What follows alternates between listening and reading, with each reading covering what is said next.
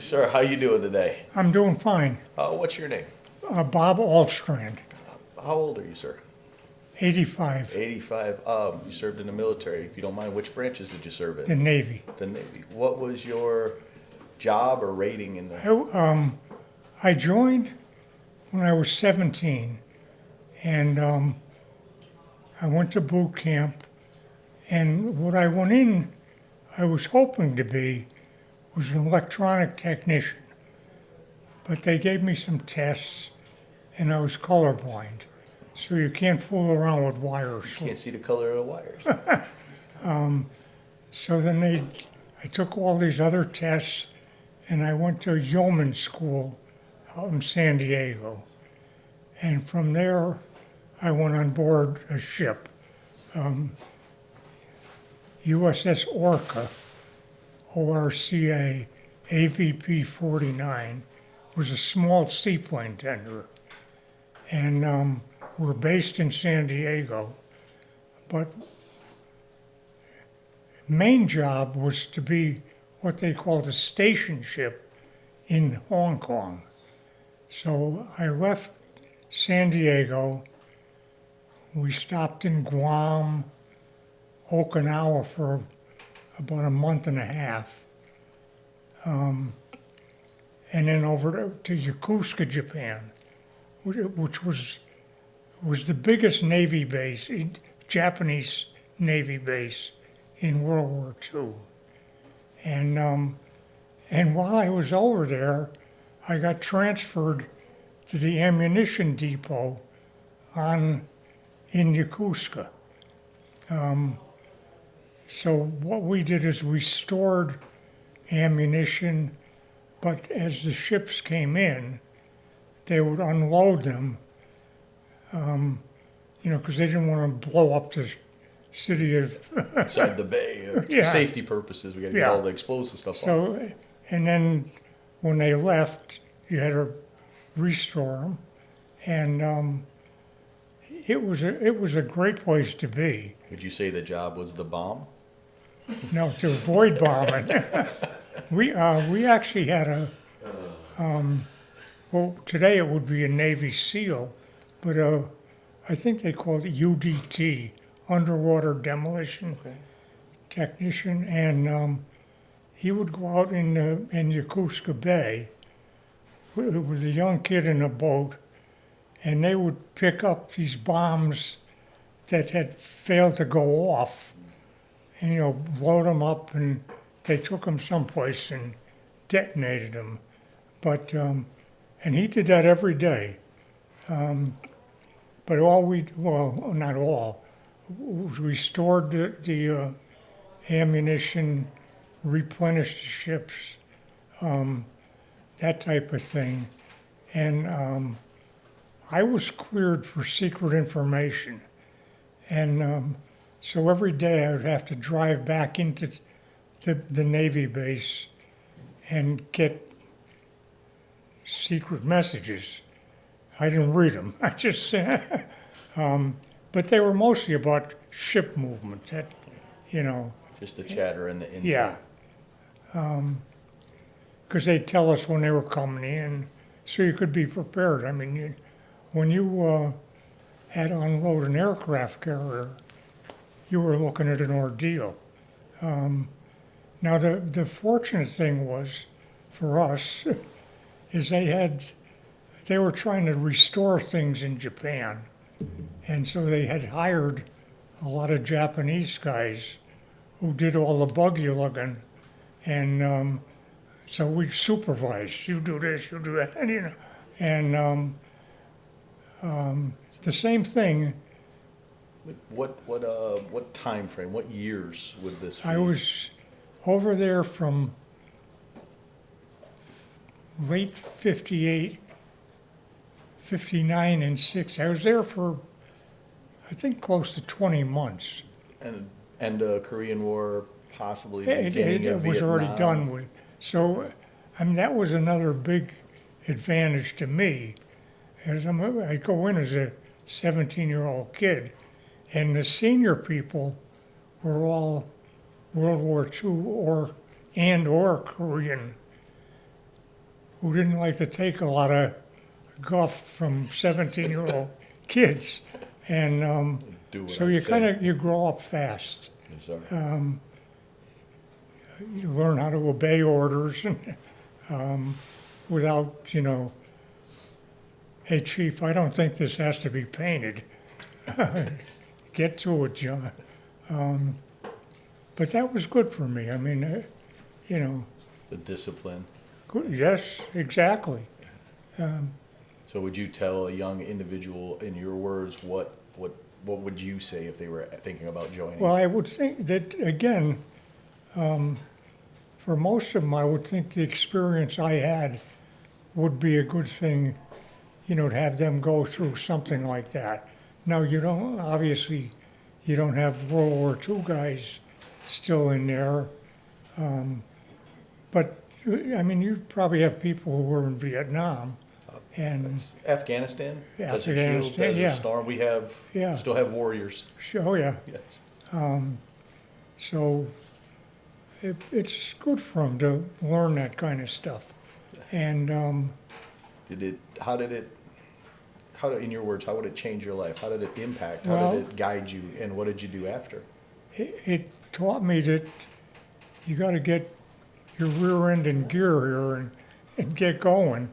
And so I did. I came out and I enrolled in college and I majored in accounting. And when I graduated, I later became a CPA. And I did that for, the years that I worked. And Did you use the GI Bill to go to school? I did partially. So that was one of the benefits from the military Oh, yeah. you took away.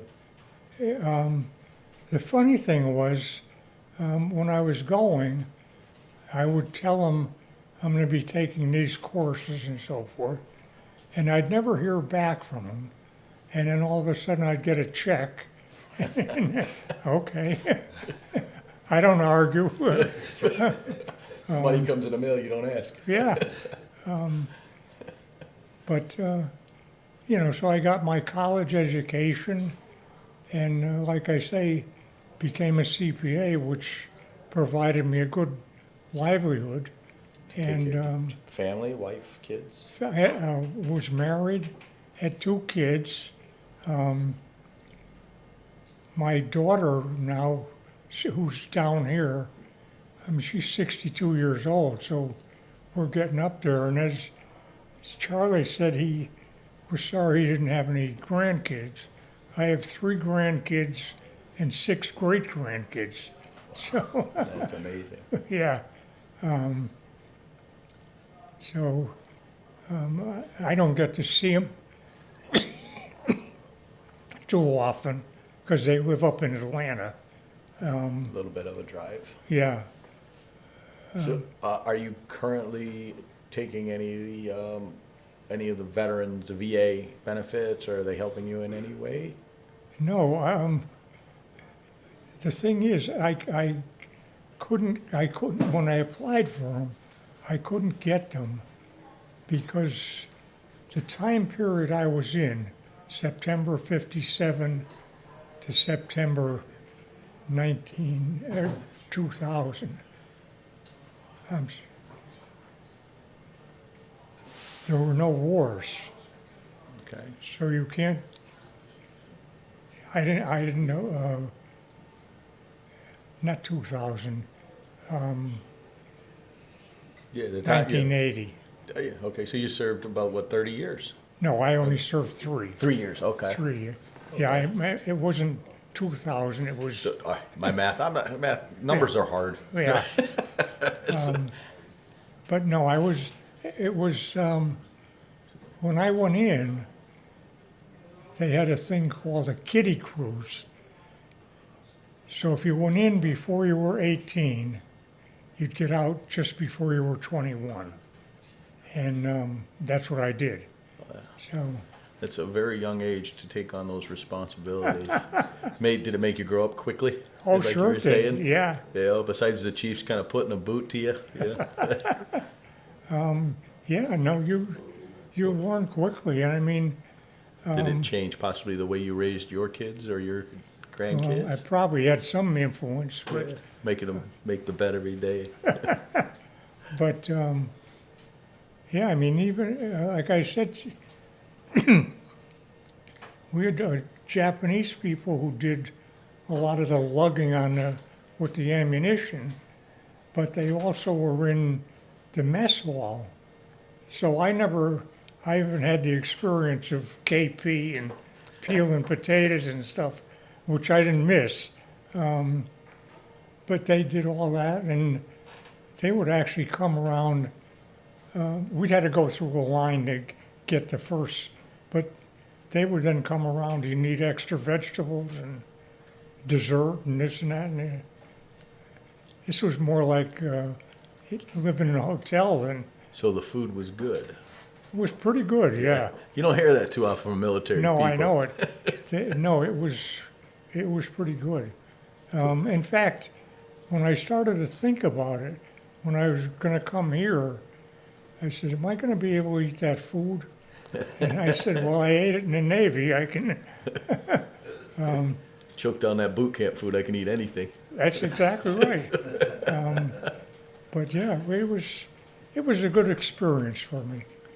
Really good. So, do you have a favorite story or maybe a favorite leader or anyone that you can think of or anything you can think of that you'd like to share from us with your personal experiences?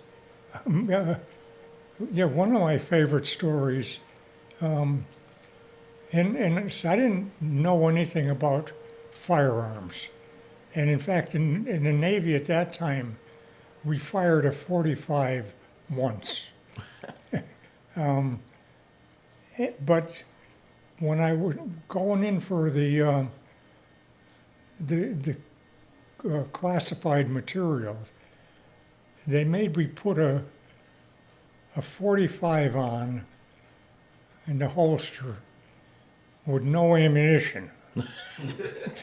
People later told me Already one bullet in your pocket. you had none, no bullets.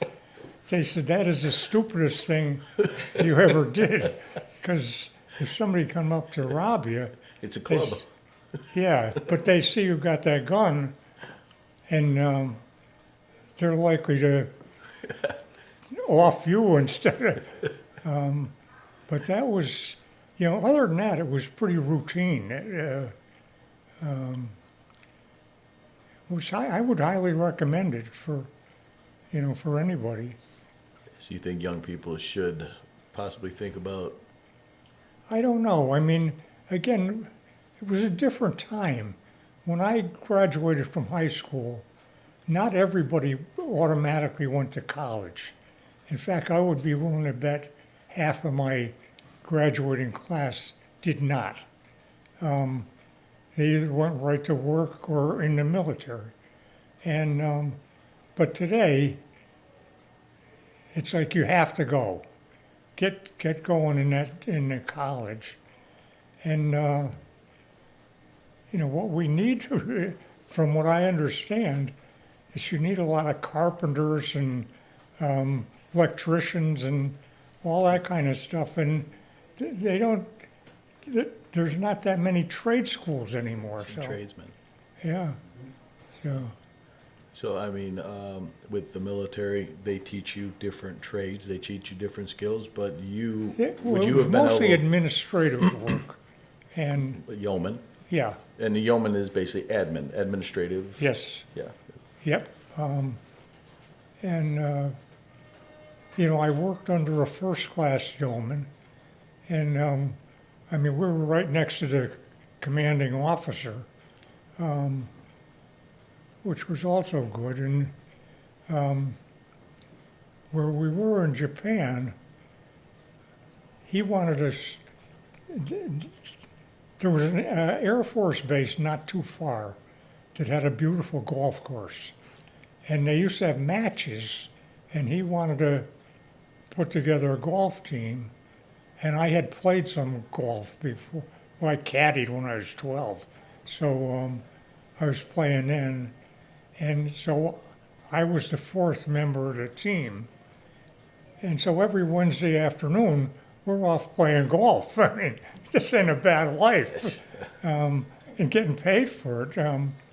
So, you know, it was a lot of fun. I mean, So we'll get to the wrapping this up a little bit. So you said you have a big extended grandchildren, great grandchildren. Is there anything you would like to say to them? Because they'll be able to look at this video forever. oh, well, I wish you all well. I wish I got to see more of you, but maybe one of these days, maybe. But God bless you all. Well, we would like to thank you from the Veterans Association and the Veterans Voices. Thank you very much for your time today, sir. It was Thank an you. honor meeting you. Thank you very much.